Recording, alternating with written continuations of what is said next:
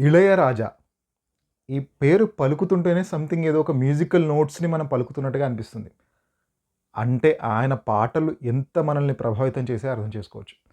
అంటే ఒకటి కాదు, 100 అంటే ఒకటి కాదు, 2 కాదు ఆల్మోస్ట్ వందల వేల పాటలు ఇచ్చేసి అంటే ఒక తరాన్ని మొత్తం ఒక 2, 3 తరాల్ని మొత్తం ఊపేశారాయన. ఆయన బ్యాక్‌గ్రౌండ్ స్కోర్‌కైతే ఒక సెపరేట్ ఫ్యాన్ బేసే ఉంది. అయితే ఇప్పుడు ఇళయరాజా గురించి ప్రస్తావన ఎందుకు వచ్చిందనే కదా మీ డౌటు.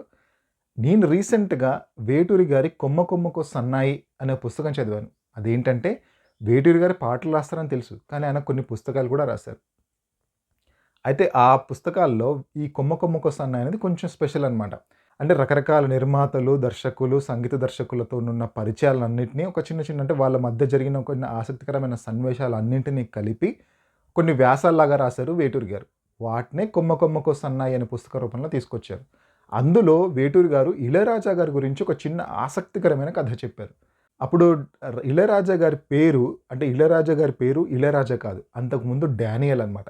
ఒక గిటార్ పట్టుకొని అంటే సంగీత అవకాశాల కోసం అంటే ఏదో ఒక సినిమాలో ఏదో ఒక అవకాశం రావాలని చెప్పేసి చాలా తీవ్రంగా ప్రయత్నిస్తున్న రోజులనమాట అవి. అయితే అప్పటికి అంటే ఏదో ఒక చిన్న అంటే మొదట్లో అవకాశాలు రావు కదా! ఇప్పట్లా కాదు. సో, ఏదో చిన్న నైరాశ్యం ఏదో కొంచెం వెలితిలాగా అనిపిస్తుండేది. అయితే ఉన్నట్టుండి ఒకసారి వాళ్ళ ఫ్రెండ్స్ అందరూ కలిసి ఒక ట్రిప్‌కి వెళ్దాం అని చెప్పేసి ఫోర్స్ చేశారనమాట. అంటే తనకి ఇష్టం లేదు. అంటే ఇప్పుడు ఈ సమయంలో ఎందుకు అన్నట్టుగా ఉండేది. అంటే తనకేదో సంథింగ్ కోల్పోయాను అనేది ఒక వెలితిలాగా ఉండేదనమాట. కానీ ఇక స్నేహితులు పిలిచేసరికి వెళ్ళక తప్పలేదు. వాళ్ళతో పాటు వెళ్ళాడు. వాళ్ళంతా ఎక్కడికి వెళ్లారంటే కర్ణాటకలోని కొల్లూరు. ఆ కొల్లూరులోని మూకాంబికా క్షేత్రం ఉందనమాట. అక్కడికి వెళ్లారు అంతా కలిసి. వెళ్ళిన తర్వాత దర్శనం అయిపోయింది. అంటే నది స్నానం చేశారు. దర్శనం అయిపోయింది. స్నేహితులంతా ఒక చోట ఉన్నారు. ఇళయరాజా గారికి అంటే అప్పుడు డానియల్ గారికి ఏదో కొంచెం వెలితిగా అనిపించింది. ఏదో మిస్ అవుతున్నట్టుగా అనిపించింది. అక్కడ ఒక చిన్న గణపతి ఆలయం ఉందనమాట. ఆ ఆలయం దగ్గరికొచ్చి ముందు కూర్చున్నారు. ఆ ఆలయం ముందు కూర్చున్నారు. అయితే అప్పుడే అంటే ఏదో ఆలోచనలో ఉన్నారనమాట. అంటే ఏదో పరధ్యానంలో ఉన్నారు. అప్పుడే ఆ గణపతి ఆలయానికొచ్చిన ఒక సాధువు అక్కడ చిన్న దీపం పెట్టేసి అక్కడి నుంచి వెళ్తున్నారనమాట. ఆ సాధువు అంటే ఉన్నట్టుండి ఆయన దగ్గరికొచ్చారనమాట. ఏది ఆ డానియల్ గారి దగ్గరికి. అంటే మన ఇళయరాజా గారి దగ్గరికి.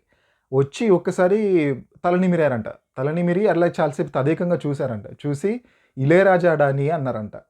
ఇళయరాజా డా నీ అన్నారంట. అంటే ఇళయరాజా అంటే అర్థం ఏంటంటే, ఇల అంటే ఇక్కడ భూమి అని అర్థం అనమాట. అంటే భూమికే రారాజురా నువ్వు అని ఒక చిన్న ఆశీర్వాదంలాగా తల నిమిరి నవ్వుకుంటూ వెళ్ళిపోయారంట.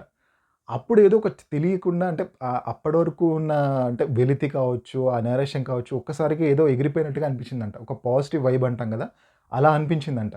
వెంటనే ఆ పాజిటివ్ వైబ్‌లో ఉండగానే స్నేహితులంతా వచ్చారు. వెంటనే ఇంటికెళ్ళిపోయారు. ఇంటికెళ్ళిపోయిన తర్వాత తన భార్య ఎదురొచ్చేసి, "మీకోసం దాదాపు వారం రోజుల నుంచి ఎవరో తిరుగుతున్నారు. మ్యూజిక్ చేయాలంట. మీరు ఒక ఫస్ట్ సినిమా తీస్తున్నారంట. సో, దానికి మీరు మ్యూజిక్ చేయాలంట" అని చెప్పేసి అన్నారంట. ఇళయరాజా గారు ఆశ్చర్యపోయారు. అంటే ఇన్ని రోజులు అవకాశాలు లేవు. ఉన్నట్టుండి అక్కడేదో జరిగింది. ఒక అద్భుతంలాగా జరిగింది. వెంటనే ఈ అవకాశం వచ్చింది. అప్పుడే వెంటనే తన పేరుని ఇళయరాజాగా మార్చుకున్నారు. ఆ మొట్టమొదటి సినిమా ఏంటంటే 'అన్నకిళి' తమిళ్ సినిమా.